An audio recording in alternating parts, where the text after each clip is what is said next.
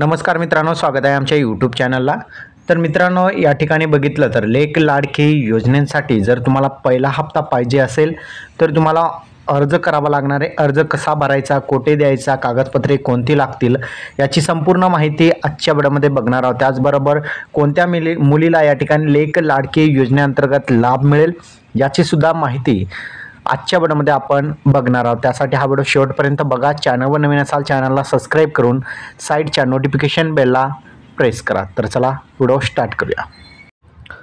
तर मित्रांनो, बघितलं तर महिला व बालविकास विभाग यांच्यामार्फतचा 30 ऑक्टोबर 2023 रोजीचा हा शासन निर्णय। या शासन निर्णयाअंतर्गत जे आहेत लेक लाडकी योजनेअंतर्गत नोंदणीचा अर्ज आणि हप्त्यांच्या मागणीचा अर्ज हा असेल आणि हा अर्ज तुम्हाला भरून द्यावायचा आहे। आज आपण जे अर्ज करत आहे ते पहिल्या हप्त्यांसाठी अर्ज करत आहोत आणि पहिला हप्ता जर आपल्याला मिळवायचा असेल तर तुम्हाला मी ज्या प्रकारे या ठिकाणी सांगतो माहिती त्या प्रकारेच तुम्हाला या ठिकाणी अर्ज भरायचा आहे। सर्वात अगोदर वैयक्तिक माहिती असेल आणि या ठिकाणी लक्षात ठेवा जे स्टार मार्क केलेले आहे ते तुम्हाला माहिती अनिवार्य भरणे आहे। त्याचबरोबर या ठिकाणी बघितलं तर वैयक्तिक माहितीमध्ये लाभार्थ्यांचा तपशील असेल, पहिले अपत्य आहे की दुसरे अपत्य आहे की जुळे अपत्य याची तुम्हाला माहिती द्यायची आहे। जसे की या ठिकाणी आपलं पहिलं अपत्य असल्यामुळे या ठिकाणी पहिल्या अपत्यावर आपण टिक मार्क करायचे। त्यानंतर लाभार्थ्यांचं नाव या ठिकाणी संपूर्ण टाकायचे, आधार नंबर टाकायचे, लाभार्थ्यांची पालकांचे किंवा आईवडिलांचे या ठिकाणी नाव टाकायचं आहे। आधार नंबर सुद्धा या ठिकाणी टाकावं लागेल, भ्रमणध्वनी क्रमांक असेल, ईमेल आयडी असेल, या ठिकाणी आधार कार्डची तुम्हाला या ठिकाणी फॉर्म सोबत आधार कार्ड तुम्हाला या ठिकाणी जोडावं लागणार आहे। सध्याचा निवासाचा पत्ता या ठिकाणी तुम्हाला द्यायचा आहे, तुमच्या गावाचं जे घर नंबर असेल तो या ठिकाणी द्यायचा आहे, रस्ता लाईन जी असेल त्याचं या ठिकाणी तुम्हाला नाव द्यायचं आहे, क्षेत्र कोणतं आहे, शहर कोणतं आहे, पोस्ट ऑफिस कोणतं आहे, त्याचबरोबर तालुका असेल, जिल्हा असेल आणि पिनकोड या बाबी तुम्हाला या ठिकाणी भरायचं आहे। आता भ्रमणध्वनी म्हणजेच या ठिकाणी मोबाईल नंबर तुम्हाला टाकायचा आहे। या योजनेच्या लाभांसाठी फॉर्म भरतेवेळी असलेले जिवंत अपत्यांची संख्या या ठिकाणी टाकायचे आहे। जे तुमचे अपत्य असतील या ठिकाणी त्यांची संख्या भरायची। अर्ज करते आहे पहिल्या अपत्यांसाठी आपण अर्ज करत आहोत की दुसऱ्या अपत्यांसाठी की जुळ्या अपत्यांसाठी अर्ज करत आहोत या ठिकाणी तुम्हाला माहिती द्यायची आहे। आपण जे अर्ज करतोय तो पहिल्या अपत्यांसाठी असेल, त्यामुळे या ठिकाणी पहिला अपत्य, जर तुमचं दुसरं अपत्य असेल तर या ठिकाणी दुसऱ्या अपत्याला तुम्हाला या ठिकाणी टिक मार्क करायचं आहे। जर जुळ्या अपत्य असेल तर त्या ठिकाणी तुम्ही जुळ्या अपत्याला सुद्धा टिक मार्क करू शकता। पहिल्या अपत्यांसाठी तिसऱ्या हप्त्यांसाठी आणि दुसऱ्या हप्त्यांसाठी या ठिकाणी अर्ज करतास या ठिकाणी कुटुंब नियोजन प्रमाणपत्र सादर करणे आवश्यक राहणार आहे। जर तुम्ही पहिल्या हप्त्यांसाठी तिसऱ्या हप्त्यांसाठी जर तुम्ही फॉर्म भरत असाल, जर तुम्ही या ठिकाणी पहिला तुम्हाला मुलगी आहे आणि तुम्ही त्याचा तिसऱ्या हप्त्यांसाठी अर्ज करत असाल तर तुम्हाला या ठिकाणी कुटुंब नियोजन प्रमाणपत्र तुम्हाला या ठिकाणी सादर करावं लागणार आहे। बँकेचे खात्यांचे या ठिकाणी तुम्हाला तपशील द्यावं लागेल, ज्यामध्ये बँक खात्यांचं क्रमांक असेल, IFSC कोड असेल, बँक शाखेचं नाव असेल। आता या ठिकाणी जो प्रॉब्लेम येतो की पहिल्या अपत्यांसाठी आपण अर्ज करत आहेत, मग मुलगी लहान आहे, मग त्याचा बँक खाता नसते, मग अशा वेळेस कोणाचं या ठिकाणी खाते क्रमांक द्यायचा हा सर्वात मोठा प्रश्न अनेक वेळेस कमेंटमध्ये आपल्याला विचारलेला आहे। तर या ठिकाणी तुम्ही जे मुलगी असेल त्याची आई किंवा वडिलांचा दोन्हीपैकी एकांचा या ठिकाणी खाते क्रमांक देऊ शकता। खास करून तुम्ही आईंचं खाते क्रमांक या ठिकाणी द्या, जेणेकरून पैसे हे लवकर येतील। बँक खाते क्रमांकाला या ठिकाणी आधारशी लिंक आहे की नाही ते चेक करून घ्या, नसेल तर त्या बँक खात्याला आधार नंबर सुद्धा लिंक करून घ्यायचा आहे, कारण की पैसे जे आहेत आधार कार्डवर येणार आहे। लेक लाडकी योजनेच्या कोणत्या टप्प्याच्या लाभासाठी अर्ज केला आहे? आपण जे अर्ज करतो तो पहिल्या हप्त्यांसाठी अर्ज करतो, त्यामुळे या ठिकाणी टिक करायचं आहे। जर तुम्ही दुसऱ्या हप्त्यांसाठी अर्ज करत असाल तर या ठिकाणी टिक करा, तिसऱ्या हप्त्यांसाठी करत असाल तर तिसऱ्या हप्त्यावर किंवा चौथ्या पाचव्या जशा प्रकारे तुमचा हप्ता असेल त्या प्रकारे या ठिकाणी टिक मार्क करायचे।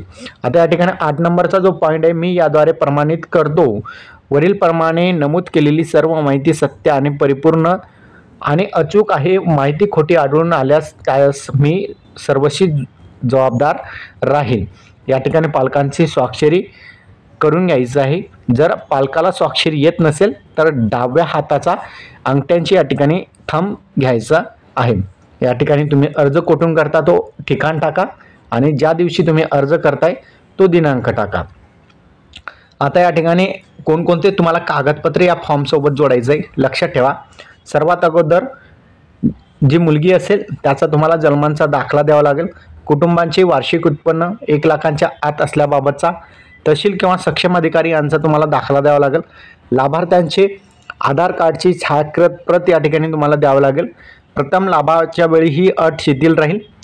त्याचबरोबर पालकांचे आधार कार्डची या ठिकाणी छायाकृत प्रत या ठिकाणी द्यावी लागेल। बँकेच्या पासबुकच्या पहिल्या पानांची या ठिकाणी प्रत तुम्हाला द्यावी लागेल।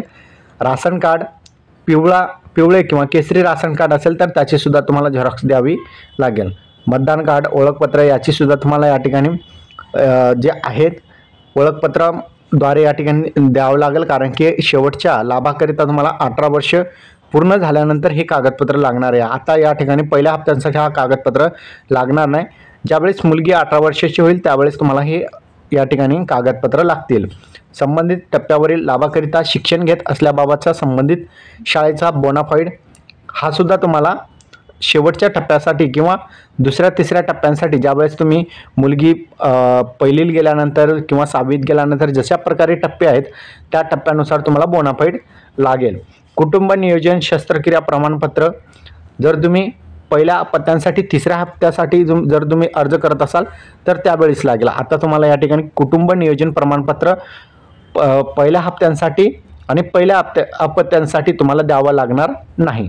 अंतिम लाभाकरिता अविवाहित असल्याबाबतचा लाभार्थ्यांचे सोय घोषणापत्र म्हणजेच शेवटचा जो लाभ असेल, जर तो 75,000 रुपये तो जर घ्यायचा असेल तर तुमची जी मुलगी असेल त्याचं लग्न झालेला नसला पाहिजे तर तुम्हाला या योजनेअंतर्गत लाभ दिला जातो।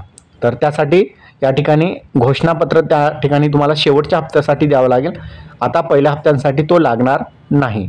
फक्त पहिल्या हप्त्यांसाठी तुम्हाला या ठिकाणी किती कागदपत्रे लागतील ते बघून घ्या। या ठिकाणी जन्मांचा दाखला असेल, उत्पन्नाचा प्रमाणपत्र असेल, आधार कार्ड असेल, त्याचबरोबर या ठिकाणी पालकांचे आधार कार्ड असेल, बँकेचे पासबुक असेल, राशन कार्ड असेल, एवढ्या बाबी तुम्हाला म्हणजे 6 कागदपत्रे तुम्हाला या ठिकाणी लागणार आहे। इतर कागदपत्रे तुम्हाला देण्याची आवश्यकता नाही।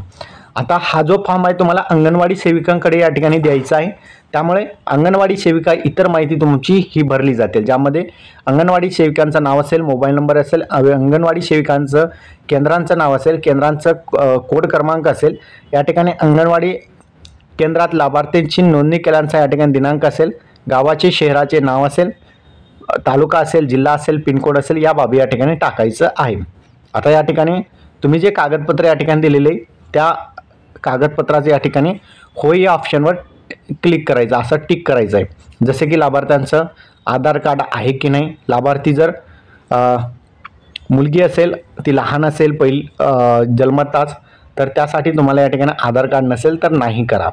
लाभार्थ्यांच्या आईचे आधार कार्ड तुम्हाला या ठिकाणी होय करायचे, लाभार्थ्यांचे जन्मांचा दाखला या ठिकाणी होय करायचे, लाभार्थ्यांच्या आई हात नसल्यास पालकांचे आधार कार्ड, जर लाभार्थ्यांची आई नसेल तर त्याचा पालकांचा आधार कार्ड तुम्हाला द्यायचा आहे। तर या ठिकाणी लागू नाही असं तुम्ही करू शकता। वार्षिक कुटुंबाचे उत्पन्न प्रमाणपत्र या ठिकाणी द्यावं लागेल, त्यासाठी होय करा। निवासी किंवा रहिवासी पत्त्यांचा पुरावा तुम्ही त्या ठिकाणी देऊ शकता, त्याच्यासाठी सुद्धा तुम्हाला रहिवासी प्रमाणपत्र तुम्हाला घ्यावं लागेल। कुटुंब नियोजन प्रमाणपत्र याबाबत तुम्हाला देण्याची आवश्यकता नाही, त्यासाठी नाही करा। 5वा हप्ता घेताना तुम्हाला मुलगी अविवाहित असल्याबाबतचा प्रमाणपत्र यासाठी सुद्धा टिक मार्क पहिल्या हप्त्यासाठी तुम्हाला या ठिकाणी नाही ऑप्शनवर टिक करायचं आहे। अंगणवाडी सेविका यांनी सादर केल्याचा अर्जाचा दिनांक असेल, ठिकाण असेल आणि या ठिकाणी अंगणवाडी सेविकांचं नाव आणि स्वाक्षरी या ठिकाणी असेल। आता या ठिकाणी हा फॉर्म भरल्यानंतर तुम्हाला पर्यवेक्षकाकडून सुद्धा माहिती भरून घ्यायची आहे। या ठिकाणी मी श्रीमती यांनी फॉर्ममध्ये दिलेली माहितीची पडताळणी केली आहे, हा फॉर्म योग्य प्रकारे भरलेला आहे, अशा प्रकारच्या या ठिकाणी पर्यवेक्षकाकडून सुद्धा ही माहिती भरून घ्यायची, त्या ठिकाणी सही स्वाक्षरी करून घ्यायची आहे। आता हा जो फॉर्म आहे हा तो मला फॉर्म हा परत दिला जाईल, म्हणजे हा फॉर्मची स्लिप तुमच्याजवळ सुद्धा असणार आहे। लाभार्थ्यांना अंगणवाडी सेविका यांनी द्यावयाची पोचपावती, ही पोचपावती तुम्हाला अंगणवाडी सेविका देतील, ज्यामध्ये तुमचा पहिला हप्ता या ठिकाणी असेल, अंगणवाडी सेविकांचं नाव असेल, केंद्रांचा क्रमांक असेल, शहरांचं नाव असेल, तालुका जिल्हा ते असेल, लाभार्थ्यांचं नाव असेल आणि चेकलिस्टनुसार कागदपत्रासह फॉर्म सादर केल्याचं या ठिकाणी संपूर्ण माहिती या ठिकाणी असेल. अंगणवाडी सेविका यांचे नाव आणि स्वाक्षरी असेल. तर हा पोचपावती तुम्हाला अंगणवाडी सेविका देतील. तर हा फॉर्म तुम्हाला भरून द्यायचा आहे. हा फॉर्म तुम्हाला अंगणवाडी सेविका यांच्याकडे द्यायचे. जर अंगणवाडी सेविकांना हा फॉर्म वरी पाठवला आणि तुमचा अर्ज मंजूर झाला तर तुम्हाला पहिल्या हप्त्यांचे पैसे तुमच्या बँक खात्यामध्ये येतील.